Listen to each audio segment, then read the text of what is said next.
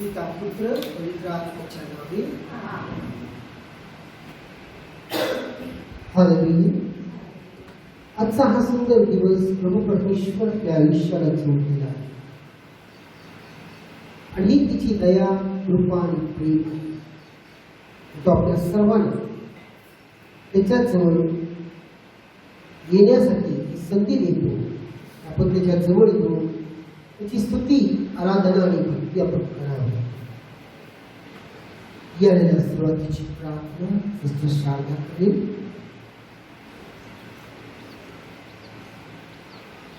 Hallelujah. परमेश्वर बापा, मी तुझी स्तुती करून तुला धन्यवाद देते माझ्या देवा. सुंदर अशा पावसाच्या दिवशी आम्हा सर्व लेकरांना नावांची तुझ्या चरणाजवळ तू घेऊन आलास.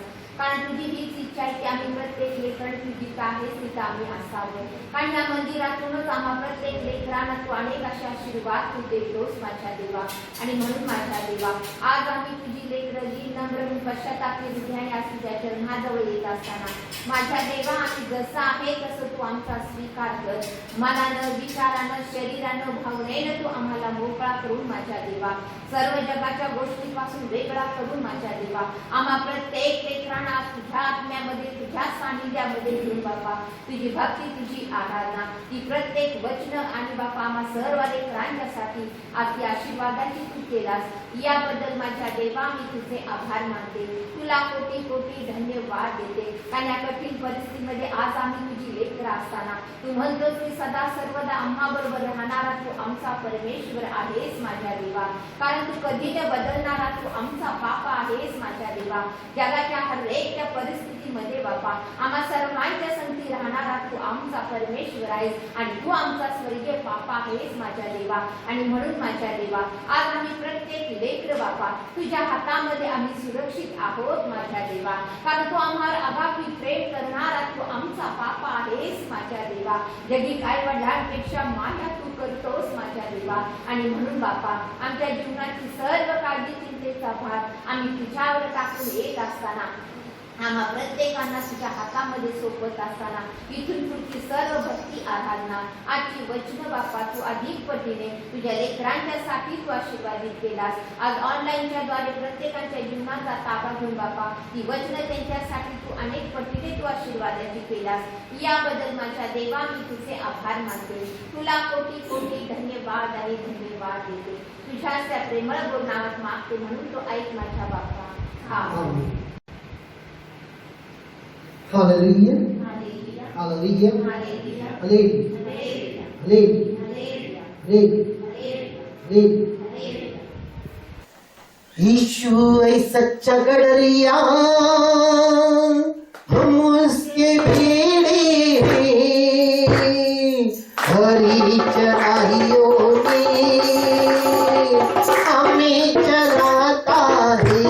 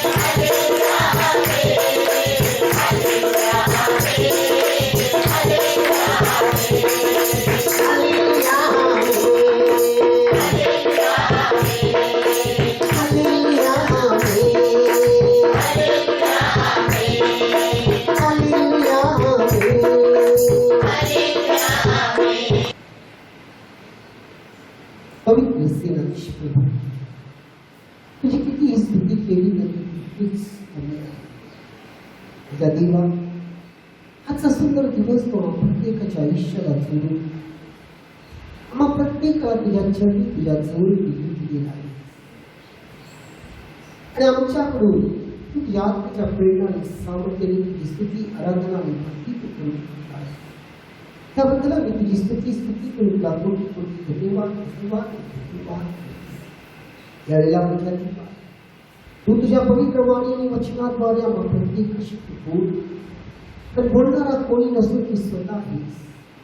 म्हणून तू बोलत असताना ते ऐकणारे कान समजणारे बुद्धिमत्ता आणि ते समजत असताना त्याप्रमाणे वागणं चालणं राहणं त्या विश्वासामध्ये वाढून तुझे साक्षी करण्याकरिता तू तुझ्या पवित्र आत्म्याचा तो अभिषेक आम्हा प्रत्येक करा. यापुढील सर्व वेळ तुझ्या हाती देतो. तू तुझ्या आत्म्याच्या सामर्थ्याने तू चालव. आमेन आमेन आमेन. हालेलुया हालेलुया हालेलुया हालेलुया हालेलुया हालेलुया हालेलुया हालेलुया आमेन. पण आपल्या सर्वांना माहिती आहे की आज आपण कोणत्या परिस्थितीतून जात आहोत. पूर्ण जग या वाईट अशा परिस्थितीतून आज जात आहे. आपण रोज टीव्हीला ऐकतोय की किती मृत्यू होत आहे. पेपरमध्येही आपण वाचतो. पण माहिती आहे याच्या आधी देखील असा एक रोग होता ज्याला टीबी म्हणतात. आणि टीबीमुळे लोक भरपूर मृत्यू पावत होते. आणि काही वर्षानंतर त्या टीबी या रोगावरती त्याचा शोध लागला. आणि शोध लागल्यानंतर त्याच्यावरती औषध निघाली.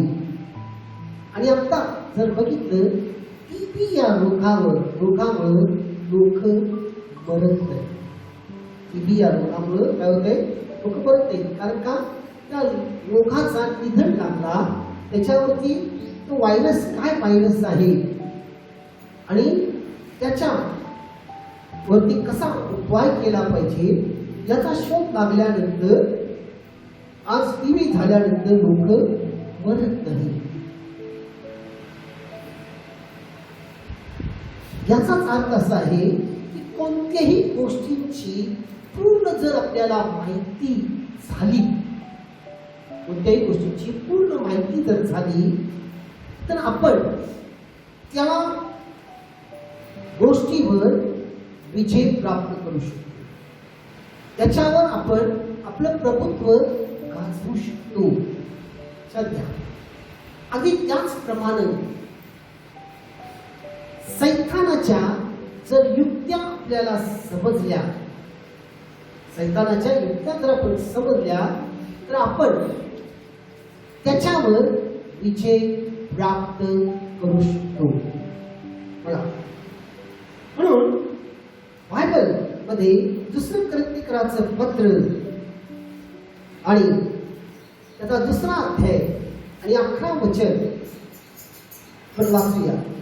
अशा हेतूने की आपल्यावर सैतानाचे वर्चस्व होऊ नये. आपल्यावर सैतानाचं वर्चस्व होऊ नये. त्याचे विचार आपल्याला कळत नाही. त्याचे विचार आपल्याला कळत नाही असे नाही.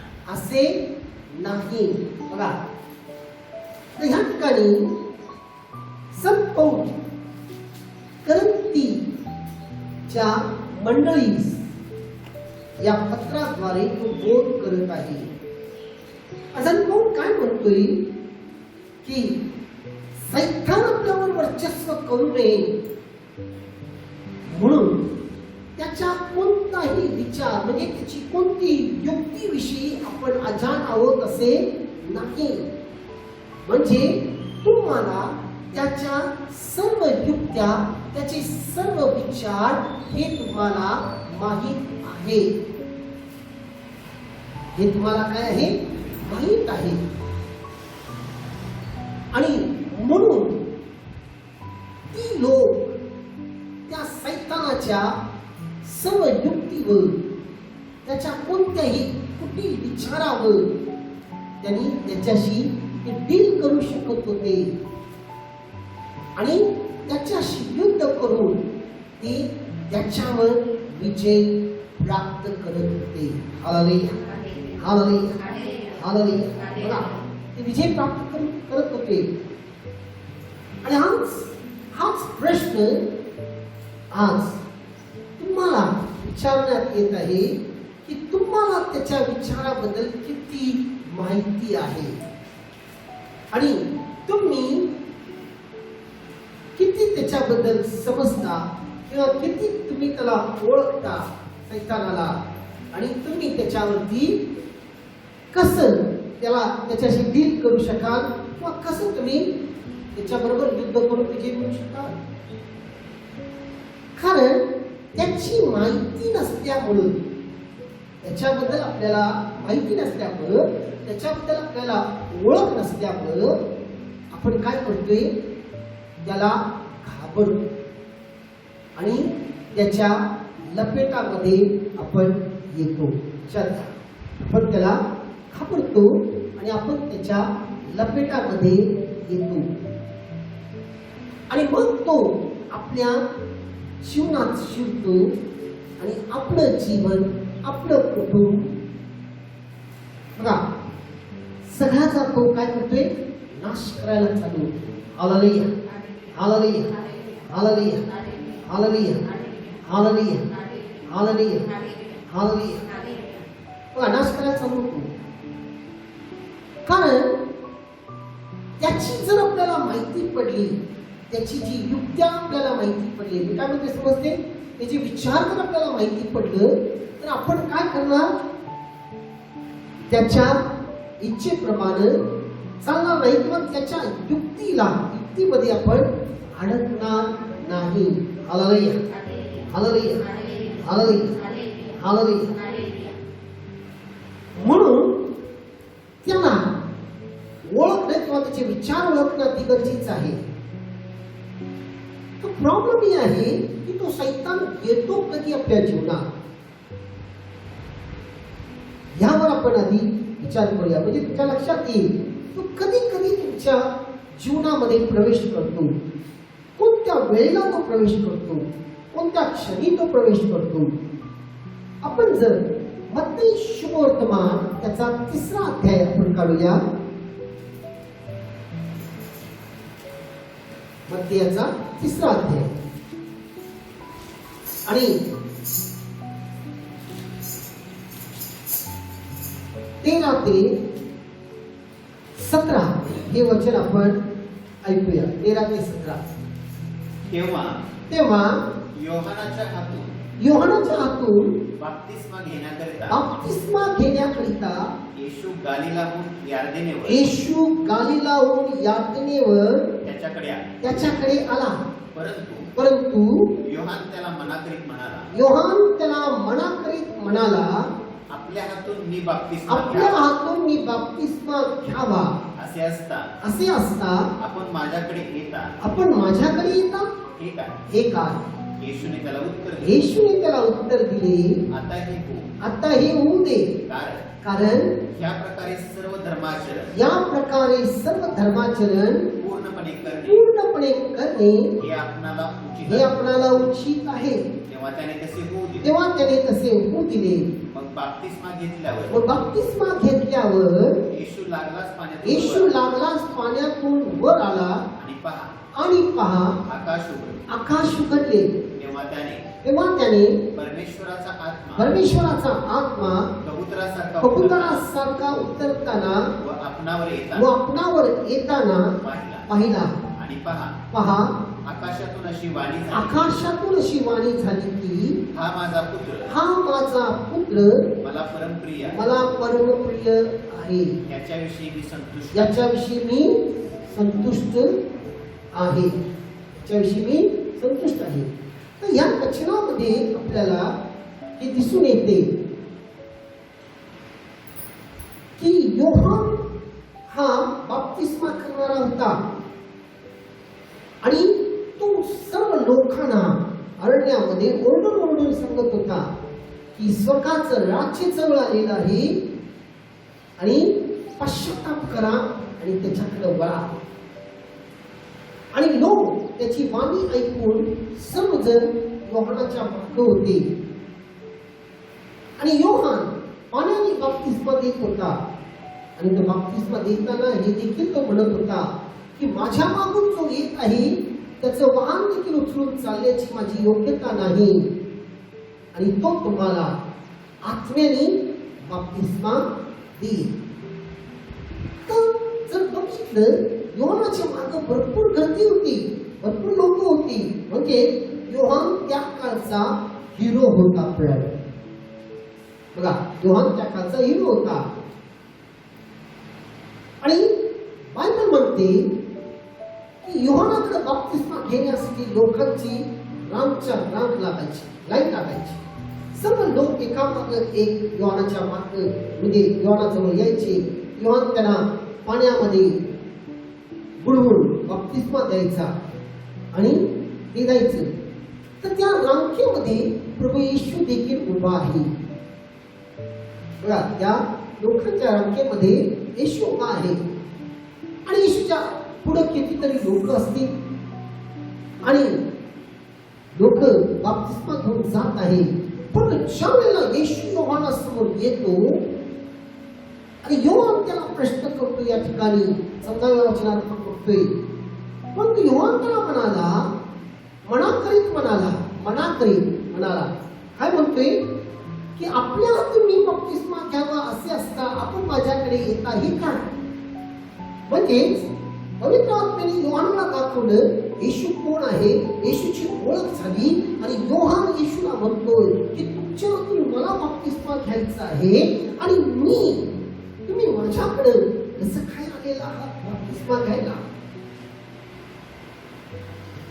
आणि येशू त्याला म्हटला की आता होऊ दे, आणि जेव्हा येशू पाण्यामध्ये बुडवण्यात येतो आणि बुडवून जेव्हा तो वर येतो, बायबल काय म्हणते त्या ठिकाणी 3 महत्वाच्या गोष्टी घडल्या. पहिली गोष्ट काय झाली? आकाश उघडलेलं आहे. दुसरी गोष्ट काय झाली? पवित्र आत्मा कबुतरासारखा त्या आकाशातून येशूवर येऊन बसलेला आहे, त्याच्या डोक्यावर बसलेला आहे. आणि तिसरी महत्वाची गोष्ट काय झाली की आकाशातून एक वाणी झाली. का मराठीमध्ये आकाश म्हटलेलं आहे, इतर सर्व लँग्वेज मध्ये काय आहे स्वर्ग म्हणतात. स्वर्गातून एक वाणी झाली. काय म्हणून की हा माझा पुत्र मला परमप्रिय आहे. आता हे दृश्य फक्त योहान पाहिलेला नाही, या ठिकाणी असणारे सर्व लोक येशूला पाहतात. आणि ज्या वेळेला आकाश उघडला, ज्यावेळेला पवित्र आत्मा तिच्यावर येतो आणि योहान येशू समोर असं वाकून उभा आहे. योहान येशू समोर काय केलेलं आहे? वाकून उभा आहे. आजपर्यंत योहान हिरो होता, परंतु या ठिकाणी सर्व लोक येशूला बघत आहेत. योहान येशू समोर तो वाकून उभा आहे आणि येशूवर पवित्र आत्मा उतरत आहे. आकाशामध्ये काहीतरी गडबड झाली आणि तिथून वाणी झाली आणि नंतर योहानाला बाजूला करून लोक सर्व समुदाय येशूच्या मागे आहे. म्हणजे या ठिकाणी योहानाऐवजी येशू हिरो झालेला आहे. Hallelujah, hallelujah. तुम्हाला जगी भाषेत होते म्हणजे तुम्हाला समजावं म्हणून येशू या ठिकाणी हिरो झालेला आहे. आणि जेव्हा येशू हिरो होतो, आपण लगेच त्याच अध्यायामध्ये पुढे आपण असं वाचतोय की 4थ्या वचनामध्ये की लगेच 4थ्या अध्यायामध्ये की येशूची परीक्षा, अरण्यात येशूची परीक्षा. तर बघा, ज्या वेळेला प्रभू येशूला निवडण्यात आलं आणि तो जी काही पब्लिक मिनिस्ट्री सुरुवात करण्याऐवजी करण्याआधी, सुरुवात करण्याआधी म्हणजे परमेश्वराने जेव्हा ही घोषणा केली, हा माझा पुत्र मला परमप्रिय आहे, आणि देवाने जेव्हा त्याला निवडलं, देवाने जेव्हा त्याला नेमलं, आणि देव जेव्हा म्हटला हा माझा पुत्र आहे आणि तो मला परमप्रिय आहे, लगेच परीक्षा त्या ठिकाणी त्याच्या समोर उभी आहे. बघा, परीक्षा त्याच्या समोर उभी आहे.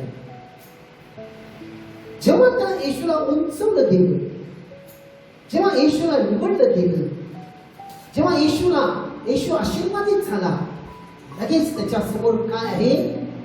परीक्षा आहे. Hallelujah, hallelujah.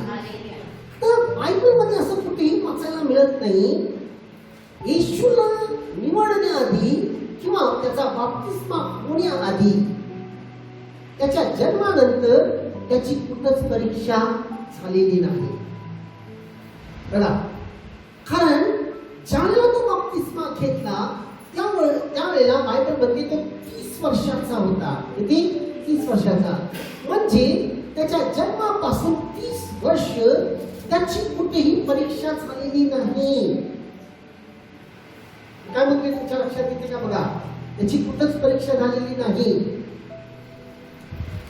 अगदी तो सरळ आणि सुंदर जगीत जीवन जगत होता, आई बाबाच्या आज्ञेत होता, त्यामध्ये तो प्रामाणिक होताच, ज्या जबाबदारी होत्या ते सर्व पूर्ण करत होता. पण त्याच्या मागे कधी परीक्षा नव्हती. ज्या वेळेला त्याला निवडलं, ज्या वेळेला त्याला उचललं गेलं, ज्या वेळेला त्याला नेमलं गेलं, लगेच त्याच्या दुसऱ्या क्षणी परीक्षा त्याच्या मागे लागली, त्याच्या मागे लागली. हालेलुया, हालेलुया, हालेलुया. अगदी प्रियानो, त्याचप्रमाणे जेव्हा तुम्हाला देवाची ओळख झाली, जेव्हा देव तुम्हाला निवडला, देव तुम्हाला आशीर्वादित केला, देव तुम्हाला प्रमोट करतो, त्यावेळेला त्याच्या दुसऱ्या क्षणी तुमच्या जीवनाची परीक्षा असते. एक उदाहरण देतो म्हणजे तुमच्या लक्षात येईल. जेव्हा तुम्हाला निवडलं गेलं आणि तुम्ही आशीर्वादित झाला, तुम्हाला एखादी चांगली नोकरी लागली, तुम्ही एखादं चांगलं घर बांधला, तुम्ही एखादं चांगलं गाडी घेतला, बघा, तुम्ही एखादा बिझनेस करायला लागलाय, त्या बिझनेस मध्ये प्रमोट व्हायला लागलाय, तुम्हाला एखादी पदवी मिळाली, तर आनंदित होऊ नका, सावध राहा. कारण तो देवाचा आशीर्वाद तुमच्या जीवनात आलेला आहे, तुमच्या कुटुंबात आलेला आहे. तुम्हाला ती तुमच्या प्रगतीसाठी मिळालेली असताना लगेच त्याच्या दुसऱ्या क्षणी परीक्षा आहे. परीक्षा आहे, लक्षात ठेवा. आणि त्यावेळेला तुम्हाला त्या परीक्षेला तोंड देणं अति गरजेचं असतं. खरं ही परीक्षा काय आहे? तुम्हाला अधिक आशीर्वादित करण्यासाठी, तुम्हाला अधिक मोठं करण्यासाठी आहे. काय म्हणतो लक्षात येते? मोठं करण्यासाठी. जर तुम्ही त्या परीक्षेत जर उत्तीर्ण झाला तर तुम्ही वर आणि वर जा, वर आणि वर जा. हालेलुया, हालेलुया, हालेलुया. आणि ही परीक्षा तुमच्या जीवनात येते. आणि ही परीक्षा कोण घेते? तर ही परीक्षा तुमच्या जीवनामध्ये येणारा सैतान आहे. योगाच्या जीवनात हेच होतं.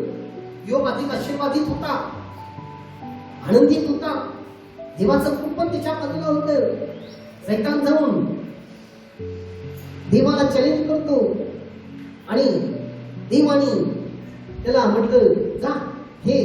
कारण देवाला विश्वास होता की माझा योग कधीही त्या विश्वासापासून मिळणार नाही. आणि बघा, त्याच एका दिवसामध्ये सर्व काही त्याचं संपलं.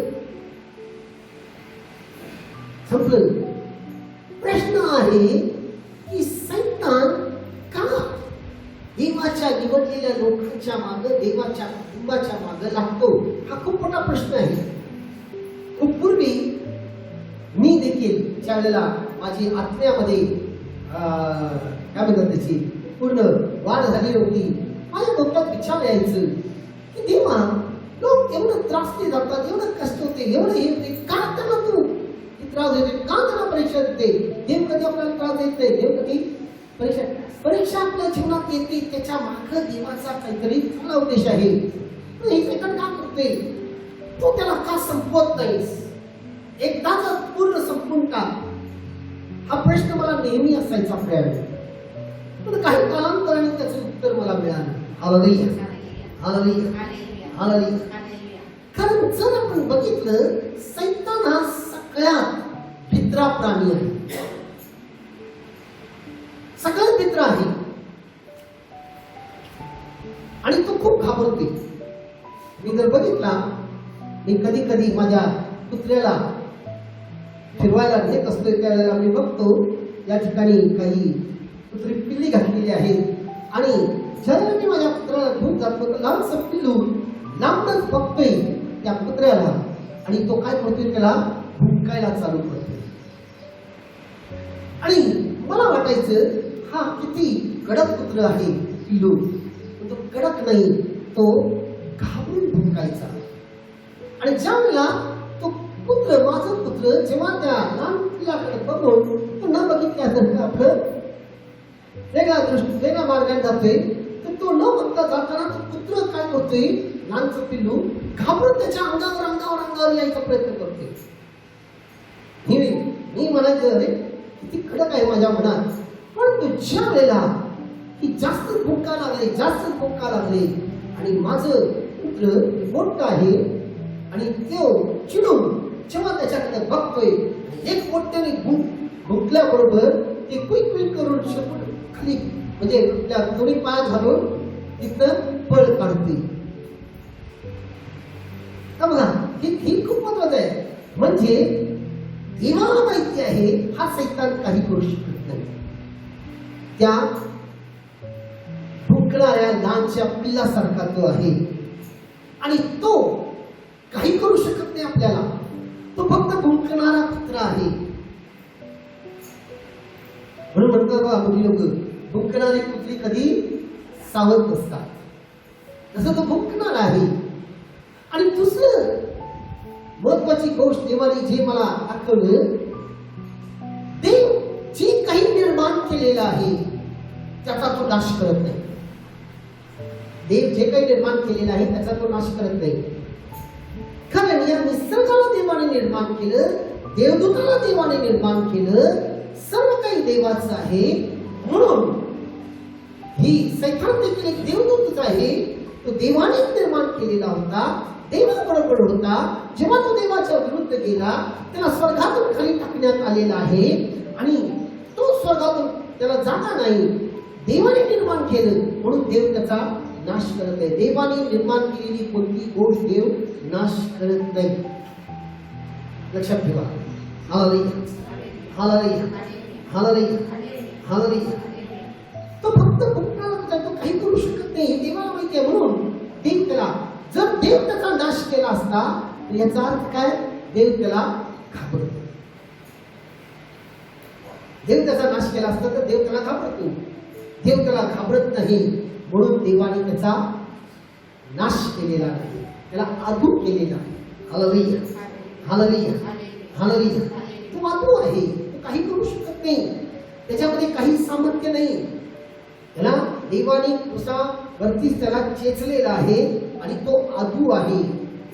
तो आदू आहे आणि त्याच्यामध्ये काही नाही.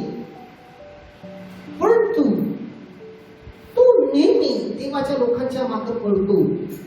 आणि हीच गोष्ट जर तुम्ही उत्पत्तीच्या पुस्तकात गेला तर त्या ठिकाणी तुम्हाला दिसून येईल. परमेश्वर देवाने 5.5 दिवसात सुंदर निसर्ग निर्माण केला आणि 6व्या दिवशी तो काय केलेला आहे? मनुष्याला निर्माण केला. आणि मनुष्याला निर्माण करून मनुष्याच्या हातामध्ये सर्व काही तो सोपवला. 3रा अध्याय आपण बघतो. सर्व सोपवून तो काय म्हणते? फळद्रूप व्हा, बहुगुणित व्हा आणि हे सर्व तुम्ही सत्तेखाली आणा. हे त्याच्या हातात सोपवला. मनुष्याला तिथं प्रभुत्व दिला या जगावर. आणि लगेच त्या मनुष्याच्या जीवनात परीक्षा आली. त्या परीक्षेमध्ये तो मनुष्य टिकला नाही. बघा, तो सैतानाच्या बरोबर झाला, होय म्हटला आणि म्हणून त्याला एदेनमधनं बाहेर टाकण्यात आले. आणि या ठिकाणी आपण बघतो नवीन करारामध्ये ज्या वेळेला प्रभू येशूच निवड झालेली आहे आणि येशूला निवडण्यात आलं, येशूच्या हातात जेव्हा पूर्ण सत्ता येतो, येशू या ठिकाणी विरोधाला लगेच त्या ठिकाणी आपण बघतोय की सैतान त्याच्या मागे लागतोय. परीक्षा आपण वाचूया 4 अध्याय आणि पहिलं वचन काय म्हणते बघा. पहिलं वचन, तेव्हा सैतानाकडून येशूची परीक्षा व्हावी म्हणून आत्म्याने त्याला अरण्यात नेले. हालेलुया, हालेलुया, हालेलुया, हालेलुया. आता मला एक सांगा, येशूची परीक्षा पवित्र आत्म्याद्वारे आहे काही सैतानी आत्म्याद्वारे? प्रश्न आहे, बोला. येशूची परीक्षा पवित्र आत्म्याद्वारे आहे काही सैतानी आत्म्याद्वारे? पवित्र आत्म्याद्वारे. किती लोकांचं म्हणणं आहे पवित्र आत्म्याद्वारे आहे? हात वर करा बघूया. किती लोकांचं पवित्र आत्म्याद्वारे? हात वर करा. बोला की. अरे चुकलं तर चुकलं, बरोबर तर बरोबर, बोला. कोणाद्वारे आहे? पवित्र आत्म्याद्वारे काय सैतानाद्वारे? सैतानाद्वारे. आणि मला एक सांगा, येशूवर सैतान प्रभुत्व करू शकतो?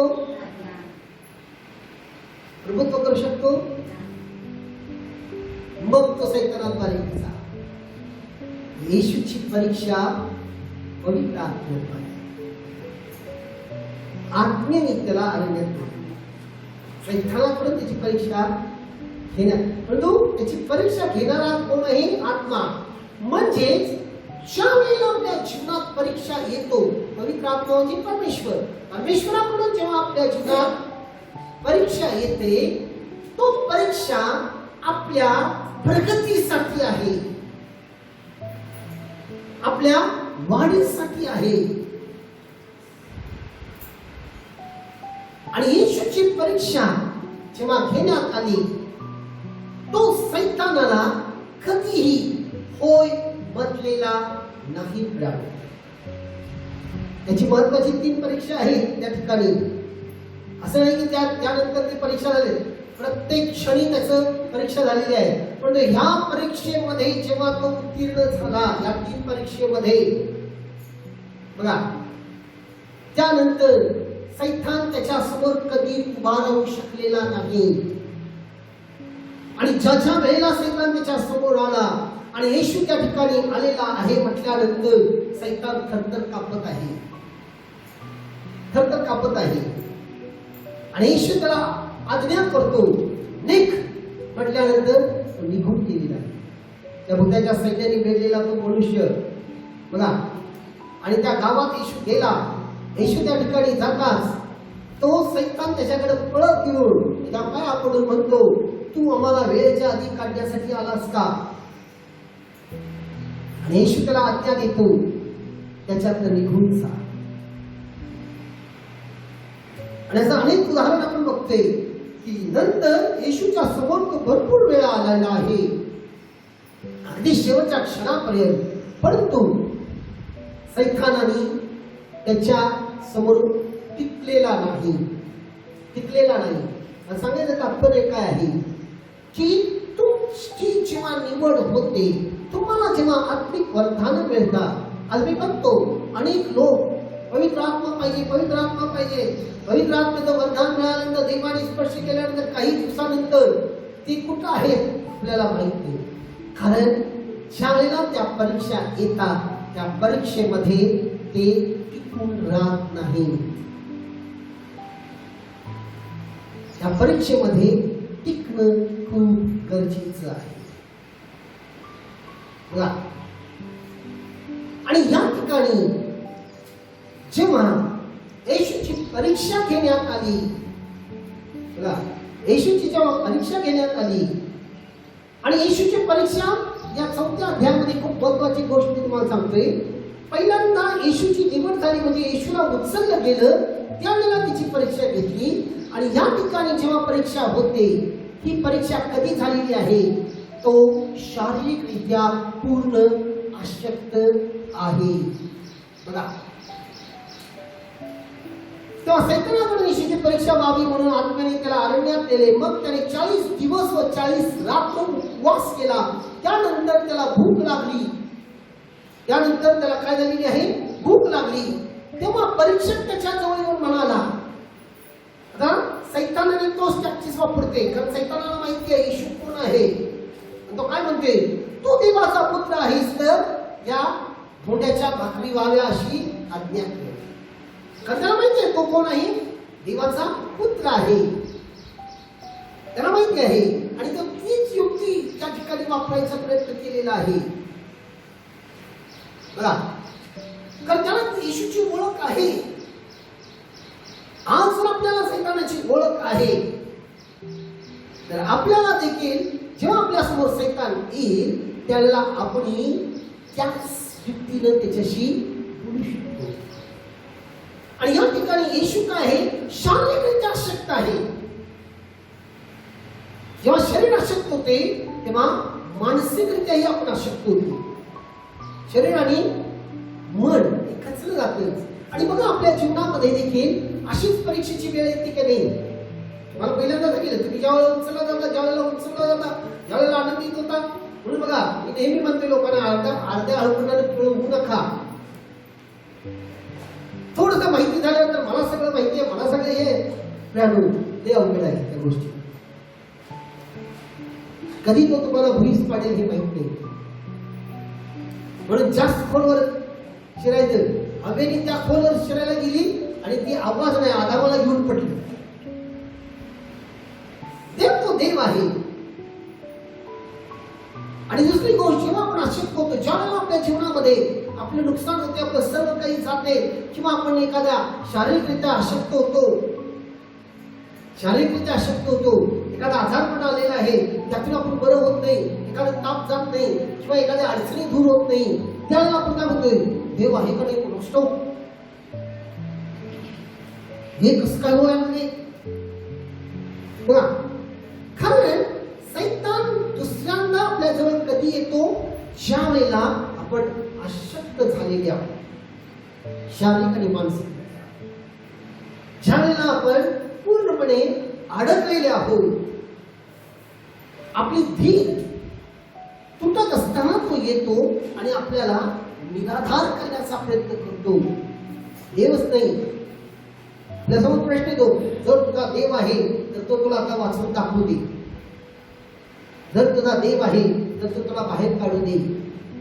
आणि त्याच वेळेला कोणीतरी येऊन फोडणी टाकतात. बघा, एवढं प्रार्थनेला जाताय, एवढी प्रार्थना करताय, एवढं उपवास करताय, एवढी स्तुती आराधना करताय, तुमचा देव कुठं आहे? का तुझा देव तुला वाचवायला आलेला नाही? का तुझा देव तुझ्या संसारात असं केलेलं आहे? का तुझा देव तुझ्या कुटुंबात असं केलेलं आहे? हे प्रॉब्लेम येते. आणि मग आपलंही मन म्हणते की जे बोलतात ते बरोबर, एवढं मी देवदेव करते, एवढं मी देवाची स्तुती करते, एवढं प्रामाणिक आहे, एवढं सत्याने चालते, एवढं सगळं काही देते, ही सैतानाची युक्ती आहे आपल्याला देवापासून दूर द्यायची. देवाने आपल्याला एक वचन दिलेलं आहे अगदी सुरुवातीपासून. स्तोत्र 91 मध्ये काय म्हणते बघा, 13 आणि 14 मध्ये. स्तोत्र 91, 13 आणि 14 मध्ये तो काय म्हणतोय, हा, तू सिंह व नाग यांच्यावर पाय देऊ. सिंह व नाग याच्यावर पाय देऊन चालशील. तरुण सिंह व अजगरांना तुडवीत चाल. तरुण सिंह अजगरांना तुम्ही चालशील. माझ्यावर त्याचे प्रेम आहे, हा, माझ्यावर त्याचे प्रेम आहे म्हणून मी त्याला मुक्त करेन. मुक्त करेन. आता या वचनातून देव आपल्याला काय सांगत आहे की सैतानाची जी जागा आहे, सैतानाची जी जागा आहे ती कुठं आहे? तुमच्या पायाखाली आहे. बघा, देवाने त्या सैतानाला कुठे ठेवलेलं आहे? तुमच्या पायाखाली आहे. देवाने त्याला तुमच्या पायाखाली ठेवलेलं आहे. जर तुम्ही त्याला घेऊन जर डोक्यावर ठेवता तर त्या देवाचा काय दोष आहे?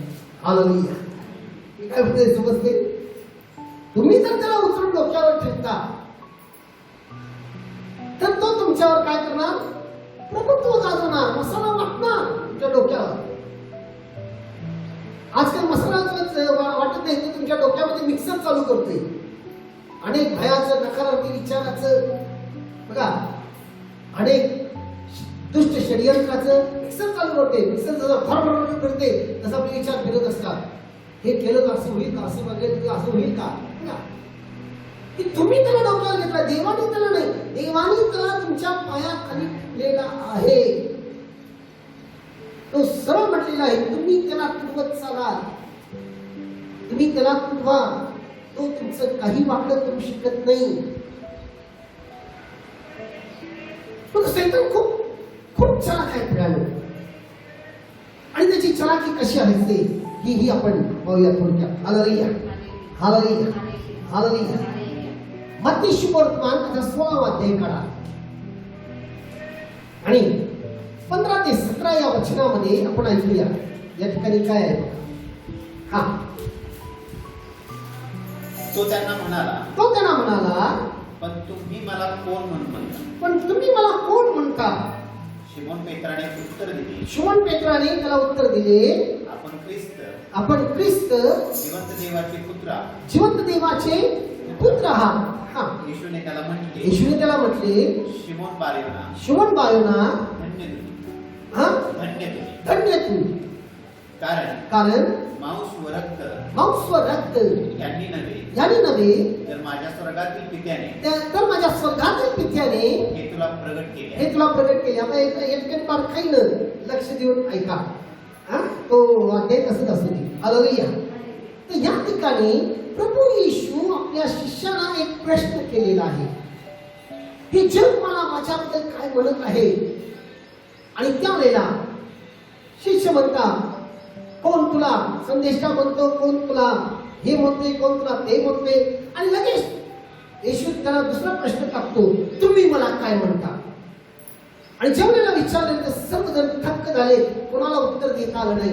परंतु पेत्र मात्र इतकं त्याच्याशी एकरूप आहे, इतका झटलेला आहे आणि तो लगेच म्हणतो, तू जिवंत देवाचा पुत्र ख्रिस्त आहे. आता हे पेत्र जे बोलला, येशू लगेच त्याला काय बोलतोय? हे कशाने? कोण बोलत नाही? तू बोलत नाही. शिमोना, तू ते बोलत नाही. कोण बोलते? माझ्या स्वर्गीय पित्याने तुला हे प्रगट केलेलं. कारण रक्त मांसाने या गोष्टी प्रगट होऊ शकत नाही, म्हणजे जैविकरित्या, जैविक बुद्धीने हे प्रगट होऊ शकत नाही. तर स्वर्गीय पिता म्हणजे आत्म्याच्या द्वारे तुला हे प्रगट झालेलं आहे. आणि म्हणून तो त्याचं गौरव करून, त्याचं कौतुक करून तो त्याला काय म्हणतोय की आजपासून तुला काय म्हणणार? शिमोन नाही तर तुला पेत्र म्हणतील आणि तुझ्यावरती मी माझी मंडळी रचेल. या ठिकाणी येशूच्या मुखातून पेत्राचं काय झालेलं आहे? गौरव झालेला आहे. गौरव झालेला आहे. तर हे बघा, असंच आपल्या जीवनात होते का बघा, तुमच्या लक्षात येईल. आणि हाच पेत्र त्याच अध्यायामध्ये 21 आणि 23 वचन वाचूया. काय म्हणते बघा. तेव्हा येशू ख्रिस्त आपल्या शिष्यांना सांगू लागला की मी यरूशलेमेत जाऊन मुख्य याजक व शास्त्री यांच्याकडून पुष्कळ दुःखे सोसावे, जीवे मारले जावे व तिसऱ्या दिवशी उठवले जावे याचे अगत्य आहे. तेव्हा पेत्र त्याला जवळ घेऊन त्याचा निषेध करून म्हणा. पेत्र त्याच्या जवळ येऊन निषेध करून म्हणाला, प्रभूजी आपणावर दया असो. असे आपल्याला होणारच नाही. परंतु तो वळून पेत्राला म्हणाला, अरे सैताना, माझ्याकडून निघून जा.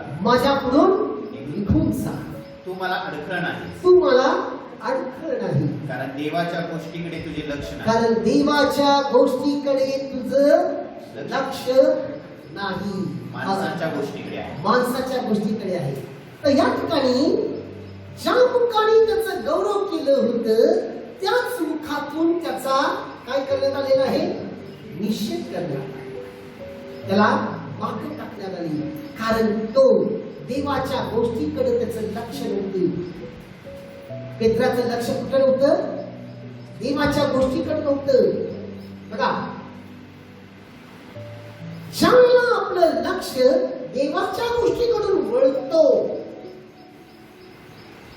वळतो, जो आशीर्वाद आपल्या जीवनात मिळालेला आहे तोच आशीर्वाद आपल्यामधून काय ते ब्रिज करण्यात. आता या ठिकाणी पेत्राला पहिल्यांदा आशीर्वाद मिळते 15 ते 17 या वचनामध्ये. आणि तो म्हणते तुझ्यावरती मी माझी मंडळीचे. जेव्हा पेत्र देवाची गोष्ट आहे, कारण या ठिकाणी येशू त्याच्या पुनरुत्थानाबद्दल प्रकटीकरण देत आहे, त्याच्या जीवनात काय घडणार आहे. परंतु तो या ठिकाणी जनिकरित्या होते, म्हणजे आत्म्यात नाही, जनिकरित्या विचार करतोय. आणि तिथं तो काय करते, त्याच मुखातून त्याचा निषेध करण्यात आलेला. समजलं काय समजलं? हॅलो, समजते का? लक्षात ठेवा, तुमची प्रत्येक क्षणी परीक्षा होणार. जर येशूची जर परीक्षा झालेली आहे तर तुमची परीक्षा कितपत होणार याचा विचार करा. पण येशूने त्या सर्वावर तो विजय मिळवला. म्हणून येशू म्हणतो मार्ग, सत्य आणि जीवन मीच आहे. कारण तो या जगात आपल्यासारखा राहून पण तो या जगाचा नव्हता. तो या जगात असताना देखील त्या पित्याचा होता, स्वर्गात होता. तसं तुम्ही या जगात व्यक्ती आहात, पण तुम्ही या जगाचे नाही आहात, तर त्या पित्याचे आहात. आणि या जगात असून पित्याबरोबर राहण्यासाठी आत्मामध्ये त्या सामर्थ्याची गरज आहे. सामर्थ्याची गरज आहे. सैतान तुम्हाला सर्व ठिकाणी मिळेल या जगामध्ये. बघा, स्वर्गाच्या दारापर्यंत तुम्हाला मिळेल. बायबल म्हणते 21 पत्रात स्वर्गातील दुरात्मे, 21 अध्याय, म्हणजे त्या स्वर्गाच्या गेट पर्यंत बाउंड्री आहे. जसं महाराष्ट्र आणि कर्नाटक मध्ये एक बाउंड्री आहे, कर्नाटकचं बाउंड्री पर्यंत महाराष्ट्र आहे आणि महाराष्ट्राच्या बाउंड्री पर्यंत कर्नाटक आहे. तसं सैतानाची देखील बाउंड्री आहे त्या सुखलोकापर्यंत. तिथपर्यंत सैतानाचं हद्द आहे. तुम्हाला तो सापडणार नाही असं नाही, तो सापडणार. तुम्ही त्याला कितपत होय म्हणता हे महत्वाचं. जसं एक उदाहरण देतो, आपण मोबाईल मध्ये YouTube ओपन करतो किंवा संदेश ऐकण्यासाठी. काही दिवसापूर्वी मला एक बहीण येऊन मला म्हटली, ब्रदर आजकालचं हे लई वाईट झालेलं आहे, मोबाईल आणि नेटवर्क याच्यामुळे खूप वाईट झालं. आणि हे मोबाईल आणि नेटवर्क ही सगळं बिघडून टाकलेलं आहे, सगळं घाण केलेलं आहे. जर बघितलं प्रियानो, मोबाईल आणि नेटवर्क घाण केलेला नाही. मोबाईल आणि नेटवर्क घाण नाही. मोबाईल आणि नेटवर्क तुम्हाला उलट चांगलं करत आहे. तुम्ही त्या मोबाईल आणि नेटवर्कला घाण करताय. काय म्हणतो लक्षात येते का? बघा, तुम्ही त्या मोबाईल आणि नेटवर्कला घाण करताय. कारण ज्यावेळेला तुम्ही मोबाईल उघडता, ज्यावेळेला तुम्ही नेट उघडता, म्हणजे तुमचं कॉम्प्युटर वगैरे काय उघडता, तुम्हाला निर्णय घ्यायचा आहे काय बघायचं आणि काय बघायचं नाही. हॅलो, आज तुम्हाला मोबाईलवरनं पूर्ण शिक्षण होत आहे. आता मोबाईलवरनं ही भक्ती आपली जात आहे. ज्यावेळेला तुम्ही भक्ती शोधत असता, त्या भक्ती जेव्हा तुम्हाला युट्यूबवर आल्यानंतर त्याच्या बरोबर आहे की नाही, सैतान त्या भक्तीला मधी ठेवतो. वरती तो आहे आणि खाली तो आहे, मधी देवाचा आहे. आणि तुम्हाला काय ते मधलं बघायला वाटत नाही, वरचं आकर्षक वाटते आणि खालचं आकर्षक वाटते. मग तुम्ही खालचं आणि वरचं दाबताय, की तुम्ही दाबताय. तुम्हाला काय करायचं आहे? स्तोत्र 121 आणि 2 मध्ये काय म्हणते, 1 मध्ये काय म्हणते, माझी दृष्टी मी वर लावलेली आहे. तसं तुमची दृष्टी फक्त त्या टार्गेट कडे लावून त्याला जर दाबला तर तुम्हाला जे बघायचं तेच तुम्हाला बघायला मिळणार. तुम्हाला जे ऐकायचं तेच तुम्हाला ऐकायला मिळणार. आता घाण कोण केलं, तुम्ही का तो? तुम्ही तुम्ही त्याला आकर्षित काय त्या फळाला अवघ्याकडे तो आणून दाखवला. तुमची दृष्टी त्या फळावर पडली. तुमच्या मनात का विचार आला, ते फळ खाऊन मी देवासारखा होऊ, मला देवासारखं व्हायचं नाही, मला देवाच्या अधीन राहायचं आहे, हा विचार केला असता तर तुम्ही या गणितच राहिला असता. बघा, एदेनमध्येच तुम्ही राहिला असता, एदेनमध्येच राहिला असता. कारण एदेन हे तुमचंच होतं. आज आपल्यासमोर खूप मोठा प्रश्न आहे की तुम्हाला काय बघायचं. येशू समोर जेव्हा आला, येशूकडे तो सामर्थ्य होतं. तो म्हटला, तू जर देवाचा पुत्र आहेस तर दगडाच्या भाकऱ्या कर. तो म्हणते, तू मला म्हणते देवाचा पुत्र आहेस, हे दगडाच्या भाकऱ्यात भाकऱ्या. येशू तसं केला का? त्याला त्याचं सामर्थ्य तिथं वापरायचं नव्हतं, त्याला त्याची बुद्धी तिथं वापरायची नव्हती, त्याला त्या गोष्टींचा मोहात पडायचं नव्हतं. तो काय करतोय, सरळ म्हणतो, मनुष्य केवळ जगीत भाकरी नाही, परमेश्वराच्या मुखातून निघणाऱ्या त्या वचनावर. आज आपल्यासमोर खूप मोठी परिस्थिती आहे. गेल्या आठवड्यात आपण पवित्र आत्म्याचं सण साजरा केला आणि त्याचं कार्य बघितलं. आणि तो आत्मा तुम्हाला सत्याची ओळख करून देते. म्हणून आज अनेक वेळेला आपण लॉकडाऊन मध्ये गेल्यानंतर लोक काय करतात, भांबरल्यासारखं झाले, आम्हाला भक्ती मिळत नाही. तुमच्यापर्यंत ती भक्ती येते. तुम्हाला भक्ती मध्ये बसायचं कसे हे तुम्ही ठरवायचं. मला त्याच्याबरोबर एकरूप कसं व्हायचं तुम्ही ठरवायचं. बघा, जेव्हा तुम्ही इकडे तिकडे पळताय तर तुम्हाला तो इकडे तिकडेच नेतो. नंतर पश्चाताप करू नका.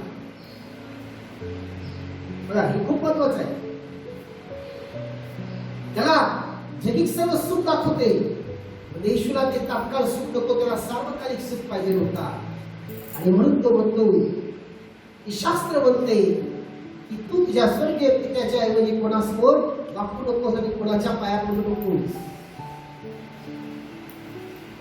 नंतर त्याला काय म्हणते, देवाचं वचन म्हणते की तू इकडून उडी मार, देवदूत येऊन तुला झेपतील. तो म्हणते, तेच वचन म्हणते की त्याची परीक्षा पाहू नकोस. खूप महत्वाचं आहे. आज तोच सामर्थ्य, तीच शक्ती तुम्हाला जर हवं आहे का?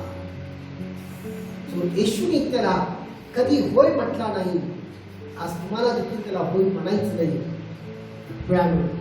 आपल्याला अधिक त्याच्या सानिध्यात राहून प्रार्थनेत वाढणं गरजेचं आहे, वचनात वाढणं गरजेचं आहे.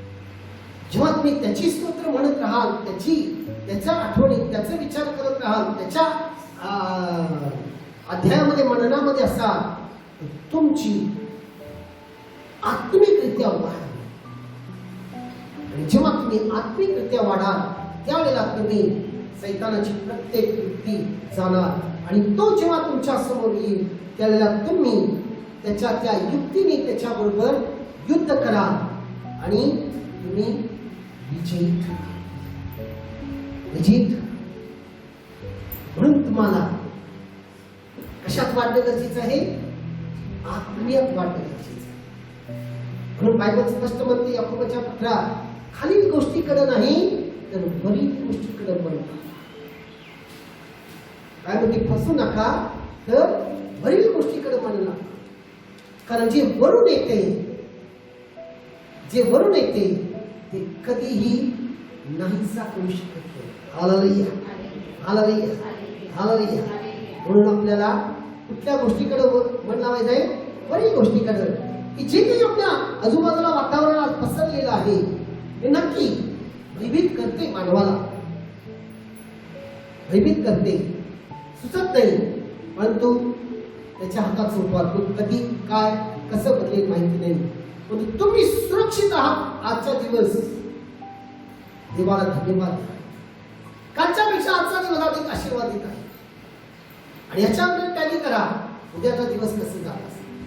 हालेलुया. म्हणून प्यानो कधी त्याला भीक घालू नका.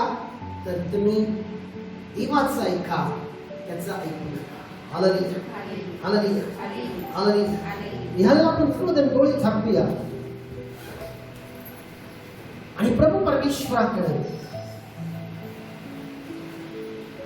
आज परमेश्वराच्या प्रत्येक इच्छेला आपण पूर्ण करावं व त्याच्या होला हो देण्यासाठी परमेश्वराजवळ स्वर्गीय बुद्धी, स्वर्गीय सामर्थ्य मागा. प्रभू मी तुझ्यासमोरच वाकेल, मी तुझ्याबरोबरच चालेल, मी तुझ्यासाठीच जगेल. म्हणून तू त्यावरील अभिषेकाने मला परिपूर्ण कर. ना देवाजवळ विनंती करून मागा. तो म्हणतो मागा म्हणजे दिलं जाईल. आज त्याच्याकडे मागा, त्याच्यामध्ये शोधा, त्याच्याजवळ अडून करा. आणि आज तोच आपल्याला त्या योग्य मार्गावर चालवतो, योग्य विचार आपल्याला देतो आणि प्रत्येक गोष्टीत बाळगण्याची ती ज्ञान तो आपल्याला पुरवतो. म्हणून तुम्ही हात उघडून या गीताद्वारे प्रार्थना करून मनापासून मागा प्रयत्न. पवित्र आत्मा, हा पवित्र आत्मा तेरा स्वागत है. तू मुझ में जा जा. पवित्र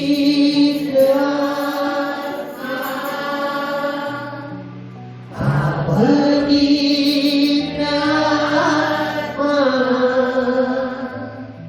तेरा स्वागत है.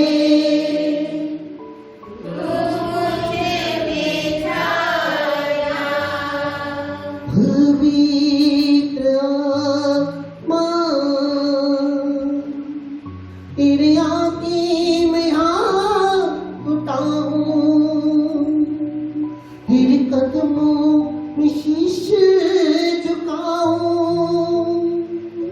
तेरे आगे मैं हाथ उठाऊं, तेरे कदमों में शीश झुकाऊं.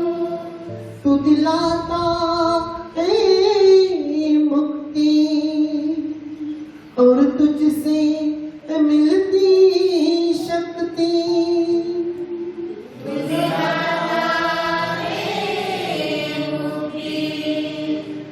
और तुझसे मिलती शक्ति. जग में न कोई तुझसे बड़ा, मददगार तू है सदा. जग में न कोई तुझसे बड़ा, मददगार तू है सदा. सर्वजन पवित्र आत्मा, पवित्र आत्मा सबका तू है. शांति का राजा. पवित्र आत्मा तूने ऐसा छू लिया है, मुझको तो बदल दिया है. तूने ऐसा छू लिया है, मुझको बदल दिया है. जीवन तू और सत्य भी तू है. तू ही तो मेरा प्रभु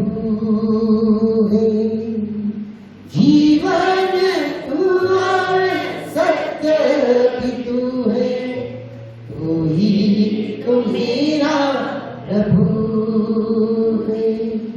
राहों में अपनी मुझको चला, जीवन तू भर दे मेरा। राहों में अपनी मुझको चला, जीवन तू भर दे मेरा। समझ पवित्र आत्मा, पवित्र आत्मा, तेरा स्वागत है। तू मुझ में छा जा।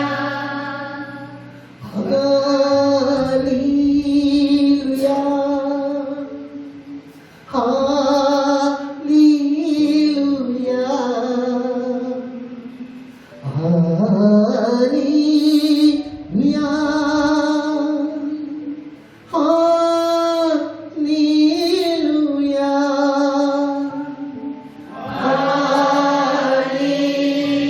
हालेलुया,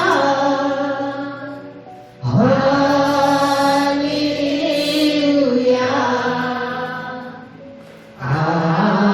हालेलुया, हालेलुया, हालेलुया।